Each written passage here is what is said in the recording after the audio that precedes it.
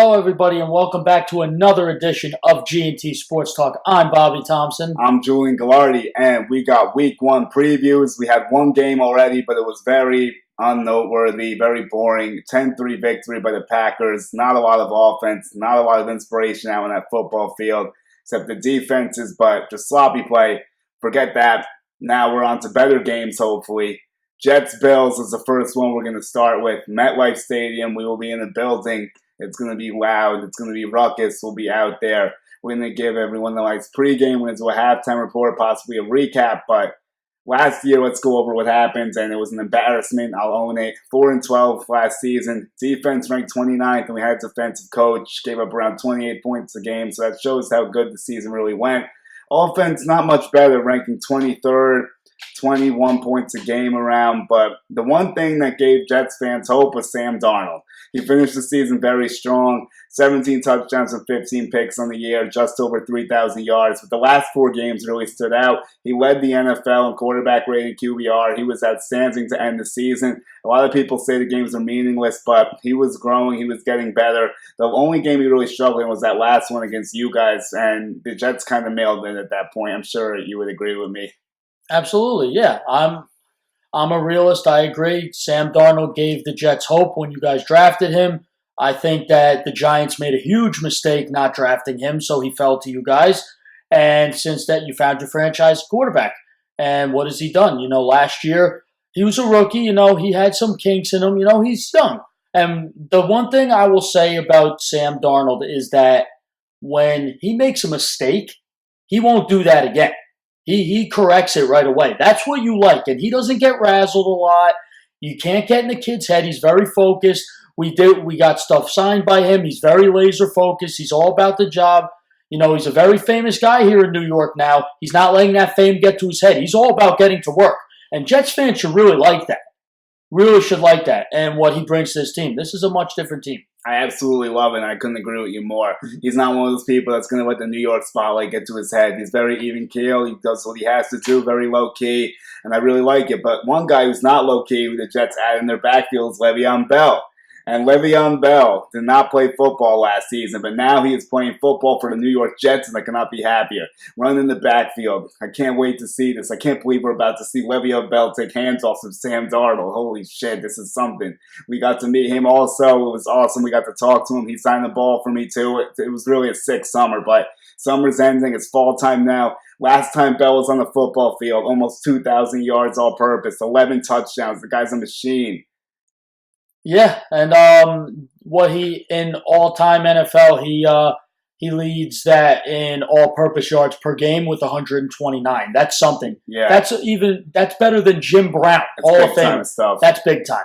So Le'Veon Bell, in my opinion, arguably he's the best running back in football. I'm sorry, he is. Yeah, I don't care. You could tell me about Saquon. You could tell me about David Johnson, Kamara, McCaffrey. All these dudes are great. Zeke. This guy, Zeke, yeah, all these guys are great.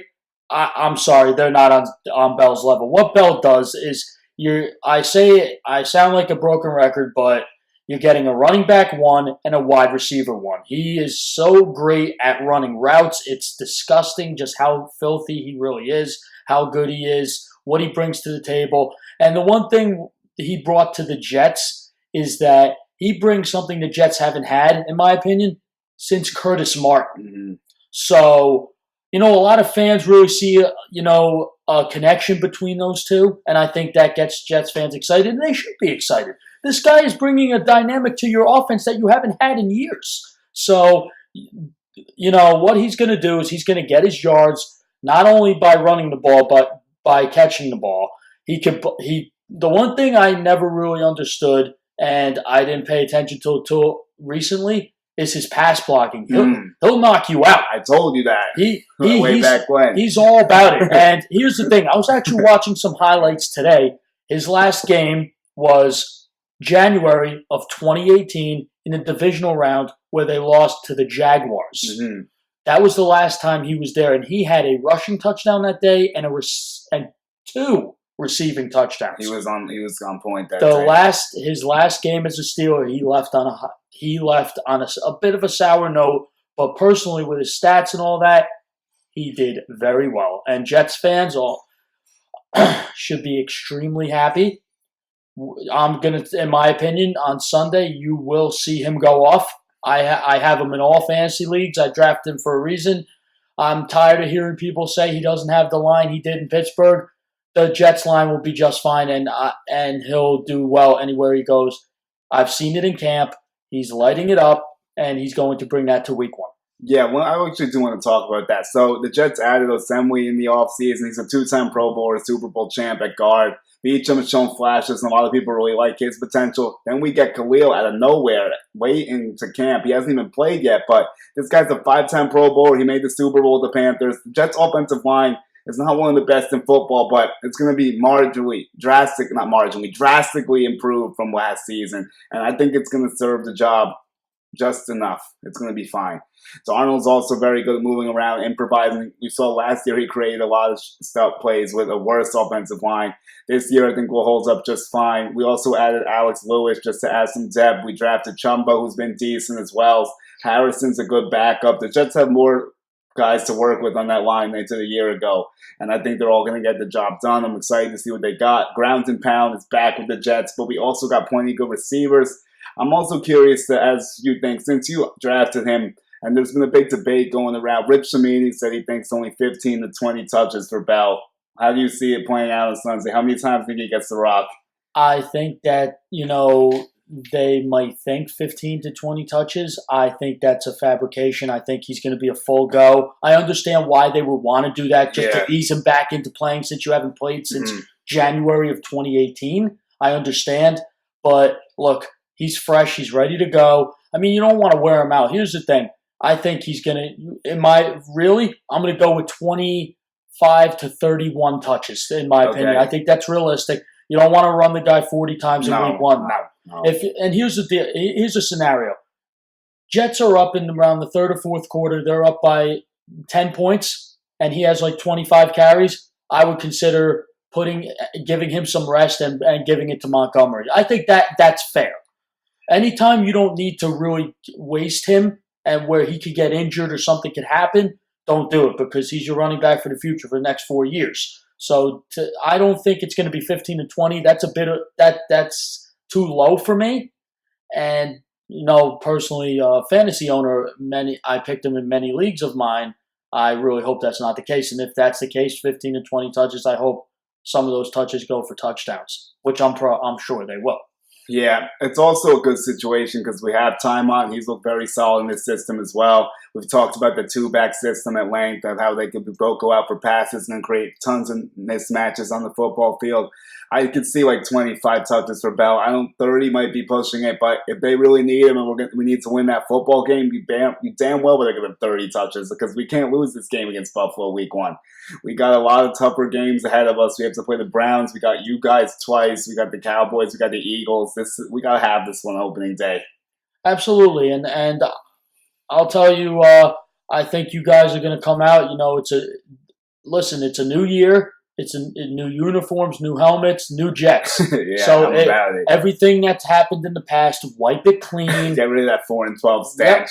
Get rid of it, and now this is new. So, we look forward to this game. It's a 2.5-point spread, and the over-under is 40.5 points.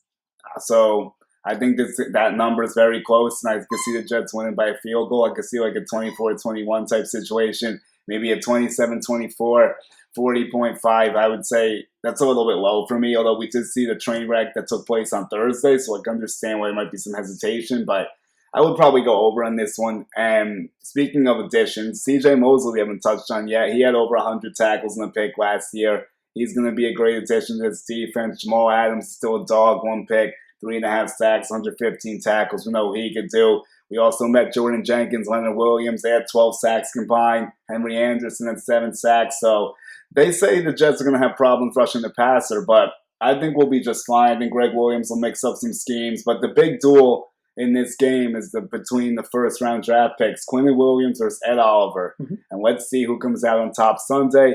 And we're going to start to talk about the Bills a little bit since we've been on the Jets side of things. How do you feel the Bills are going to play. What do you think the biggest problems are for the Jets, and who do you think is a sleeper on the Bills team that could give us some problems? Well, I think that the Bills, a lot of people are talking about their defense, of course. Last year they had the second ranked defense. Their pass rush did get an upgrade with Ed Oliver. Yes, they did. Their secondary is very underrated. I think Tre'Davious White is a very underrated coverage corner. Their safeties are very, very good with Micah Hyde and Jordan Poyer. Linebacking core is a bit old. They have Lorenzo Alexander, but Edwards is really good. Yep, Edward. Oh, that's right. Yeah. I forgot about Edwards. Yep, 120 tackles. Edmonds. That's Edmonds, right. Sorry. Edwards, Yeah. Sorry, Edmonds. Yeah, that's okay. His brother plays for the Steelers too. So, anyway, with that, their defensive line is very underrated. I think they used to have Kyle Williams, who was one of the best in football. He retired. Now they have a guy who took over, Star Latuile, who used to be on the Panthers, who's very good, very underrated. But the one thing here's what the Bills cause an issue for the Jets. Last year, the Jets could not stop Josh Allen from running. And last year, Josh Allen, for those of you who don't know, had 631 rushing yards and he scored 8 touchdowns on the ground. That's pretty good for a quarterback. Yeah, those are Cam Newton, Russell Wilson numbers for a rookie. So that's solid. Yeah. So with that, last year the Jets had trouble containing the quarterback from keeping him in the pocket. The Jets need to keep him in the pocket because when he gets out of that pocket, that's where he causes damage. He's got a great arm. And the corners need to cover these receivers. The receivers for the Bills are okay. They did upgrade with Cole Beasley. They do have John Brown, who's a burner. Zay Jones. Reuben Foster could be a sleeper, I think. They got so many tight ends, including our boy Tommy Sweeney. Yep. Croft may be injured, I think. They have so many. They're very, very rich at the tight end position right now. But that's one cause for concern for them. Yep, is basically keeping Josh Allen contained. You got to keep them. The edges got to keep them contained. And another thing is the Bills don't have Shady McCoy no more. LaShawn McCoy left. Now he's on the Chiefs. They're running back by committee. David Singletary is going to get a bulk of the carries. They got the Iron Man Frank Gore. They have Yeldon. They got a lot of power on offense that they could really make some noise. But here's the thing. I think the Jets secondary, not the safeties. This has nothing to do with the safeties. They're out of this. The corners are a cause for concern. Tremaine Johnson really needs to play better. I know he's dealing with a hamstring injury. He also needs to play straight up. Just get out there. He's questionable. He is questionable with the hamstring. He is going to play, in my opinion. And the thing is, Darryl Roberts, you got to show me something, man. Poole too in the slot now. Poole will be I think Poole will be okay. But with that, the corners really, really need to play well against these receivers because they could burn you, especially John Brown. You don't want John. All it could take. Listen, this game could be close, and all it takes is one throw by Allen and one run. Yeah. So that's basically my concern for the Jets. Is they need to keep Josh Allen contained, and they need to play great coverage against these receivers who are very fast, especially John Brown. And then Poole, because he'll be the nickel corner, he's going to have to worry about Cole Beasley on third down. That's another thing. Watch out for third down because you want to stop them and don't let their offense get rolling because then the defense gets hot. And so those are my two. What about you? I see a lot of things going on with this game. Devin Singletary had a great career at Florida Atlantic. He rushed for over 1,300 yards last year. 3 really good years. And he's an unknown, too. We don't know what this guy's about. He hasn't played in the NFL yet, so he's going to be a little interesting. I'm a little bit worried to see what he has. Also, John Brown had 42 catches for 715 yards. So the yards per catch is tremendous, obviously. 5 touchdowns. Zay Jones had 56 catches, but almost 100 less yards. So it just shows the difference at 650. And Reuben Foster had just 27 catches and 540 yards. So he's really got that boom potential, too. And the Jets can get burned deep. The secondary is vulnerable. Like you said, and Allen can throw it deep. The problem with Allen is he's not really great at throwing the ball. 10 touchdowns and 12 picks, just over 2,000 yards. And you talk about this running. If the Jets, here's my thing. I was reading some stuff before, and I want to see what you think makes the most sense out of these three options. They were talking about spies against Allen. Who would you spy against Josh Allen? You have three. I'm going to give you my three options that I saw. Okay. They said the most realistic one they think is C.J. Mosley. Mm-hmm. They also said Blake Cashman could potentially do it, and he's maybe out there a lot considering Williams. They got injured. Then they said Jamal Adams. Oh. Out of those three, so here's the thing. C.J. Mosley is the quarterback of the defense now. He's got the mic in his helmet. He's the play caller because Avery Williamson tore his ACL. He's out for the year. With that, the one thing is I think you should have Mosley. I think because he could really redirect people where to go, and he could spy them and basically listen.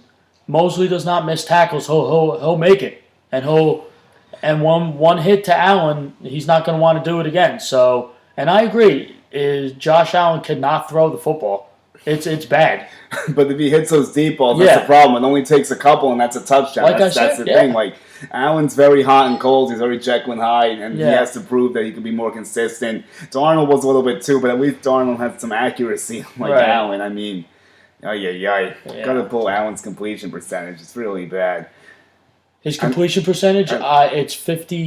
It was 52.8 if I'm not mistaken, or 50. But it was in the 50s. It was low 50s though. I know that for a fact. I know Darnold wasn't that great either, though. I'll be honest, but at least it was a little better than that. Right. It's unbelievable. I mean, his rating was a 68 last year. Yep, you were right. 53, basically. 50. And then we go to Sam Darnold's completion percentage, and he was at 57, which I knew also. Should have said it. But, it's going to be something to see out there. Also, when we look at the Jets receivers, I think Jamie Crowder is going to be huge. Jamison Crowder coming over from Washington. Last year, he didn't play much, only 29 catches, just under 400 yards. His best season was around 67 catches, 850 yards. Or that was 2 years ago when he last played, but regardless of season. But you know what I mean. So I think Crowder, Robbie Anderson's going to be big. He's also questionable. Anderson, Brian Winters, and Jermaine Johnson are all expected to play, but they're still questionable. Those are big things for the Jets. So when I'm looking at this game, I'm going to see how can we get that tempo going? Can we get off to a fast start? Can we get some confidence? Because you can agree with me, if the Jets get out to a decent lead, you don't want Josh Allen throwing the ball from behind. That's not how the Bills are built to win. No. They're built to play with a lead. And run the ball and and just get that good defense and maybe force some pressure.